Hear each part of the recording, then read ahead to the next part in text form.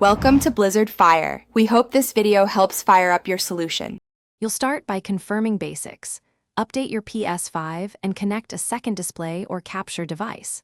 Once done, plug HDMI splitter into the Ps5 output and route one HDMI to your TV and the other to the capture device or monitor. Make sure power to the splitter is stable. After routing video, sign into your PSN account and pair a second controller if you want local co-op. This gets the signal duplicated, so you can proceed to layout and input routing. Now you handle resolution and input syncing. Set Ps5 output to the lower common denominator, usually 1080p 60 fps, so both screens display correctly. Turn off HDR if one display misbehaves.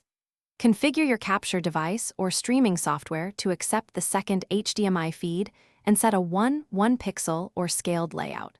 Once done, arrange the windows in your capture software into side-by-side or picture-in-picture. Make sure audio sources are assigned so game and chat go to the right outputs. Finish by testing gameplay on both screens. Play for a minute to confirm sync and latency. If you notice lag, enable low latency or game mode on the TV and lower capture bitrate or resolution. Once stable, save your capture layout as a preset.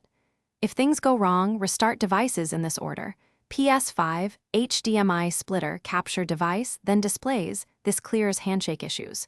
If problems persist, swap cables and test direct connections to isolate faulty hardware.